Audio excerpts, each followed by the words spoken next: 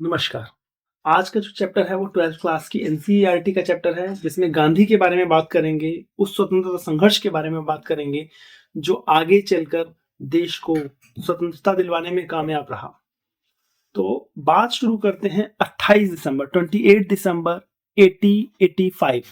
जी हाँ, ये वही दिन था जब बंबई में कांग्रेस की स्थापना हुई और उस स्थापना के साथ एक ऐसा प्लेटफॉर्म तैयार हुआ जो कि आम जन की समस्याओं को, उनकी आकांक्षाओं को, उनकी उम्मीदों को सरकार तक या सत्ता तक पहुंचा सकता था।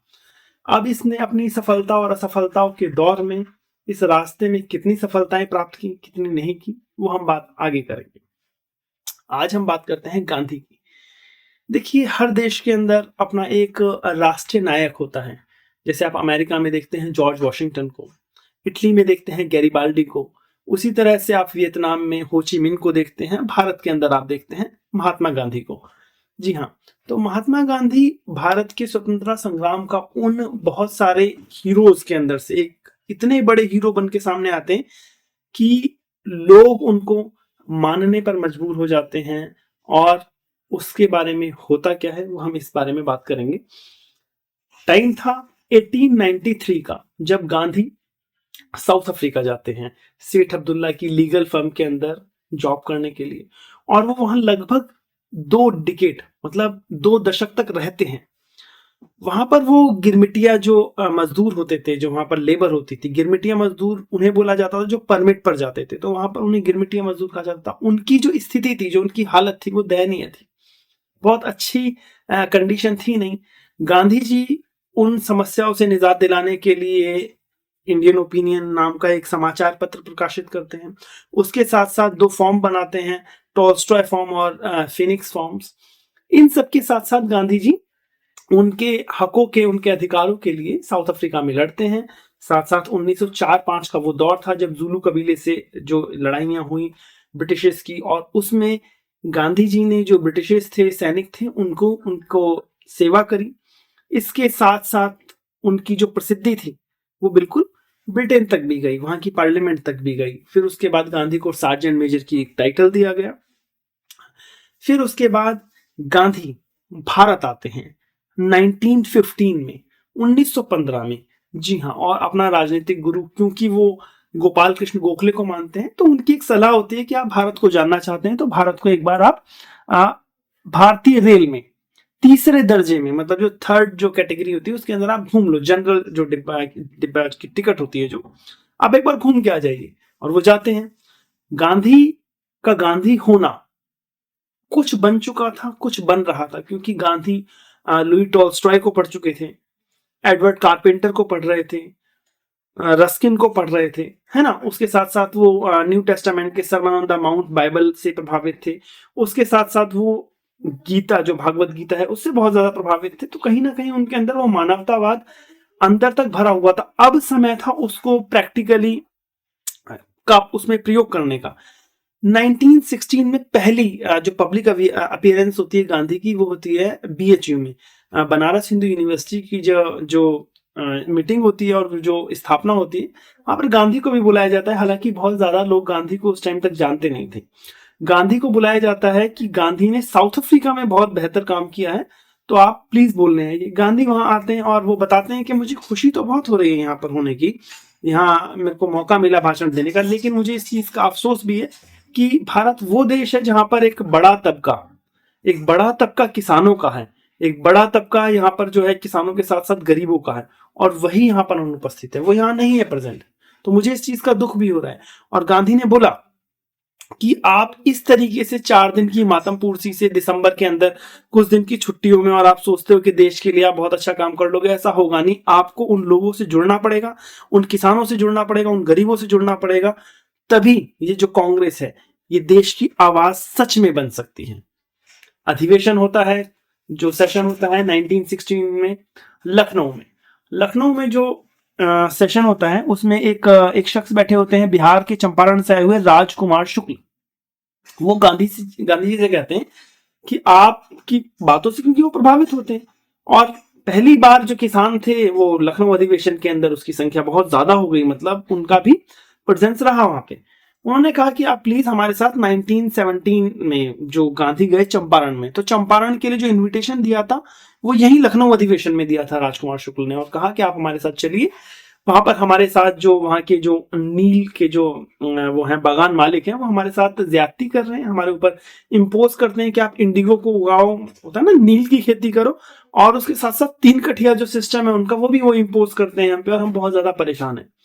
गांधी जाते हैं, वहां पर गांधी की मुलाकात डॉक्टर राजेंद्र प्रसाद जी, जेबी कृपलानी जी से जैसे शिक्षाविदों से होती है, और वो उनको सहायक के रूप में मिलते हैं। जैसे ही गांधी वहां पर जाके सत्याग्रह शुरू करने की शुरुआत करते हैं, तभी वहां के जो कलेक्टर होते हैं, कलेक्टर हकूक, वो उसको कहते हैं कि हाँ, हमने 3 कठिया जो सिस्टम है उसको हम वापस लेते हैं, और आप प्लीज सत्याग्रह ना कीजिए। उसके बाद एक टाइम आता है 1918, खेड़ा सत्याग्रह। गुजरात के अंदर जो किसान थे वो परेशान थे बहुत ज्यादा, क्योंकि 3 साल लगातार सूखा पड़ा था, और वो लगान देने की स्थिति में थे नहीं। लेकिन जो लगान लेने के लिए सरकार उनसे दबाव बना रही थी, गांधी जी का जाना हुआ वहां पर। सरकार ने कहा कि हमें ना पीछे वाले 3 सालों का लगान चाहिए, और ना ही हमें आने वाले 3 सालों का लगान चाहिए, लेकिन आप सत्याग्रह ना कीजिए, हम आपको एक्सेप्ट करते हैं। क्योंकि वो एक सार्जेंट मेजर की उनके पास टाइटल थी, वो एक बड़े, जिसे कहते हैं ना कि आज जितनी मर्जी गाली दे दो गांधी को, लेकिन गांधी की तुति बोलती थी। तो उन्होंने कहा नहीं, आप मत करिए, और हम आपकी बातें मानते हैं, है ना। आज की तरह नहीं था कि 1 साल तक किसान दिल्ली में एंटर करने के लिए अपने ट्रैक्टर पे लेके बैठे रहे, लेकिन सरकार ने सुनी नहीं बिल्कुल बात। तो जो भी है, खैर, अब क्या ही कंपेयर करें उस सरकार को और इस सरकार को, लेकिन कहीं ना कहीं खेड़ा में भी सत्याग्रह के अंदर गांधी को सफलता मिली। उसके बाद अहमदाबाद मिल आंदोलन अगर हम देखें, तो उसमें गांधी जी गए, वहां पर जो कंपनी के जो कर्मचारी थे उन्होंने हड़ताल कर रखी थी, और वो काम करने पे राजी नहीं थे, क्योंकि वो प्लेग बोनस चाहते थे 50%। हालांकि जो मिल मालिक थे वो चाहते थे कि हम 25% दे दें, हम इतना ही दे सकते हैं। गांधी जी ने ये करवाया, बीच का रास्ता निकलवाया, और 35% पे डन करवाया।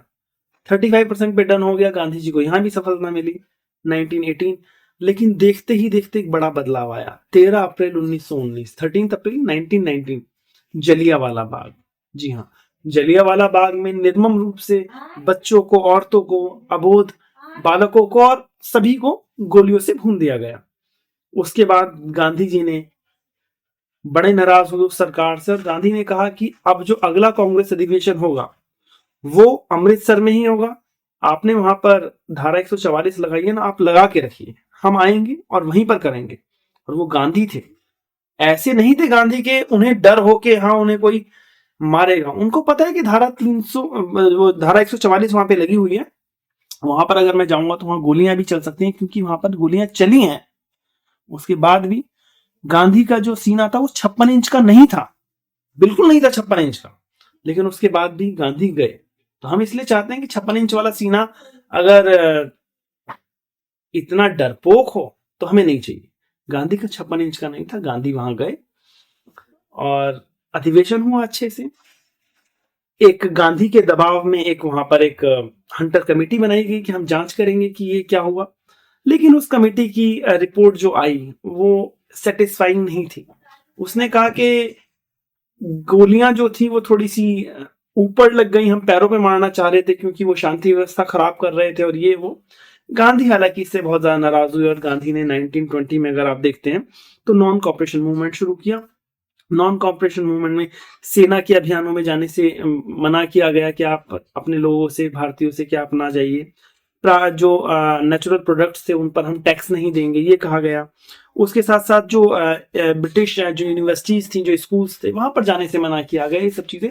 और ये जो नॉन कॉपरेशन मूवमेंट था वो बहुत अच्छे से चल रहा था। लेकिन तभी 1922 में गोरखपुर के पास चोरा चोरी में एक घटना हुई, जहां पर एक जुलूस जा रहा था, और पुलिस वालों ने गांधी के बारे में कुछ अपशब्द कहे। उस जुलूस में जो लोग शामिल थे उन्हें बर्दाश्त नहीं हुआ, और उन्होंने पूरे पुलिस स्टेशन को जला के राख कर दिया, जिसमें 18 पुलिस वाले मारे गए।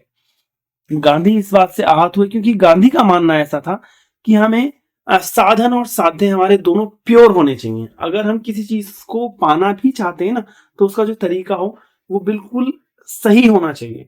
हमें ऐसा नहीं हो सकता कि हमें एट द एंड क्या मिलेगा, उसके लिए हम साम दाम दंड भेद सब कर लें, नहीं, हमें केवल एक सीधे तरीके से जाना है जो अहिंसा पे आधारित हो, जो सत्य पे आधारित हो। और गांधी ने इस आंदोलन को वापस ले लिया। देखते ही देखते पूरी कांग्रेस के अंदर एक मातम सा फैल गया। चाहे बड़े बड़े जो नेता थे उनकी हालत ऐसी हो गई कि वो गांधी के ऊपर विश्वास नहीं कर रहे थे, उनको लग रहा था कि गांधी ने ये ऐसा कैसे कर दिया।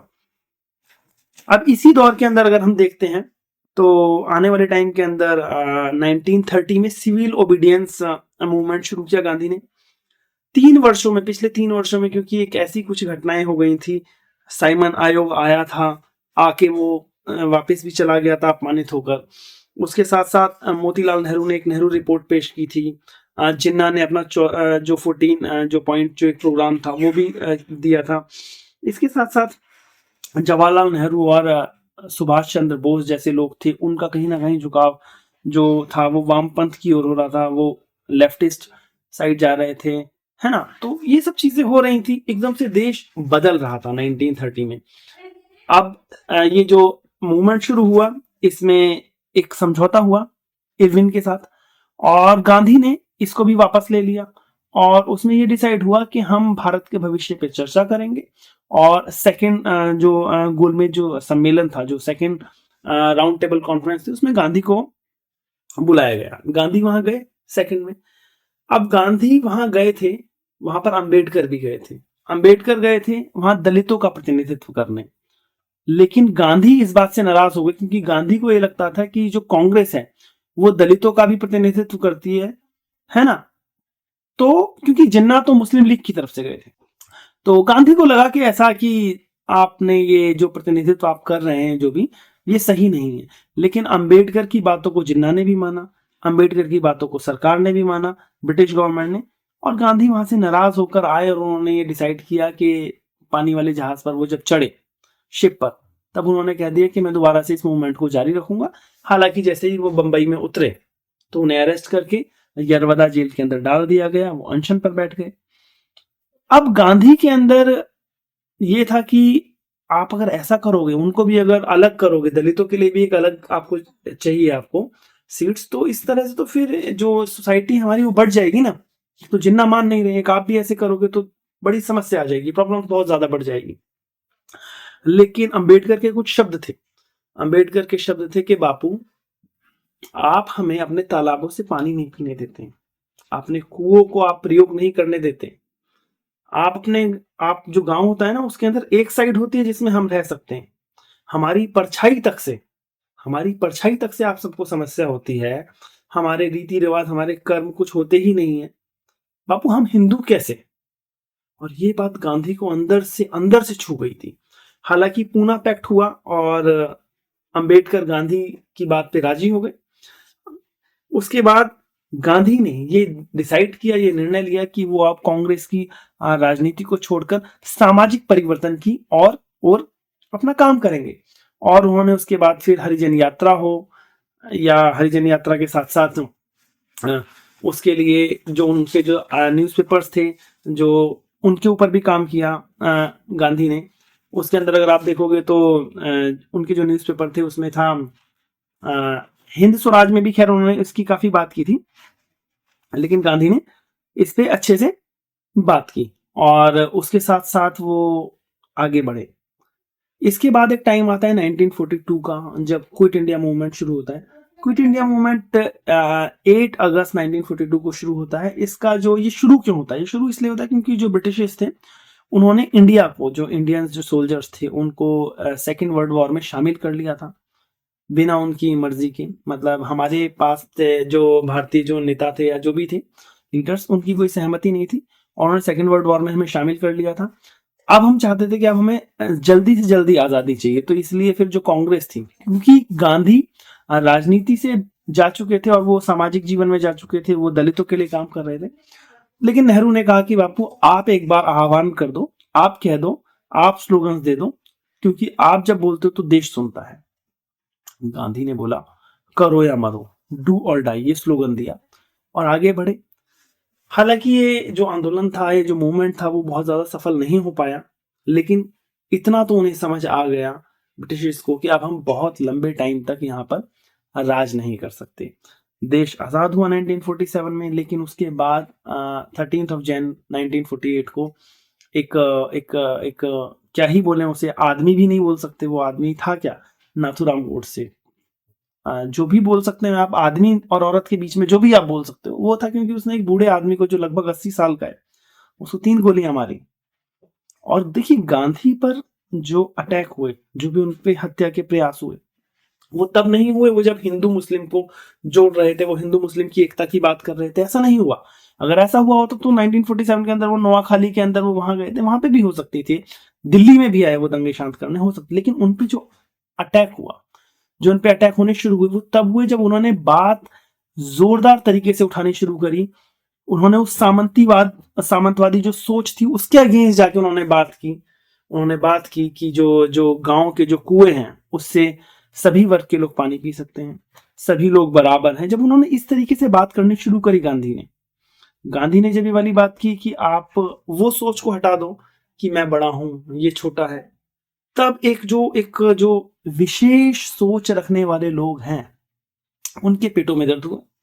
और उनके पेट में दर्द इतना हुआ कि उन्होंने गांधी की हत्या की साजिश रची और गांधी को की हत्या भी करी। तो ये मैं आपसे बोलता हूं। और देखिए इस देश के अंदर गांधी को गाली इसलिए दे लेते हैं क्योंकि ये देश गांधी का है, इसलिए गांधी को गाली दे लेते हैं। लेकिन गांधी को गाली देने के बाद आप एक सर्टिफिकेट अपने साथ लेके चलते हैं जाहिलियत का। आप पहला बता देते हैं कि आप जाहिल हैं, क्योंकि उस देश में जब गांधी थे 90% अप्रोक्स 90% इलिटरेट थे लोग, गरीबी जिसे ना पॉवर्टी 90% थी। उस देश में एक मास मूवमेंट कर देना, रेत से आंदोलन खड़ा कर दिया गांधी ने। आप उस आदमी को अगर गाली देते हो तो बिल्कुल ऐसा ही है कि जैसे सूरज के ऊपर थूक रहे हो आप, और सूरज के ऊपर अगर आप थूकोगे तो सूरज तक थूक तो नहीं जाएगा, वो जहां जाएगा वो आपको पता ही है। तो जितने भी लोग गालियां देते हैं गांधी को वो दे सकते हैं, क्योंकि मैंने बोला ना देश गांधी का है, खुले तौर से दीजिए। लेकिन हाँ ये जरूर सोच लीजिए कि आप गांधी को गाली देने के साथ अपना एक जाहिलियत का एक सर्टिफिकेट लेके चल रहे हैं, उसके साथ साथ आप सूरज पर थूक रहे हैं। तो यही बात है। Thank you so much.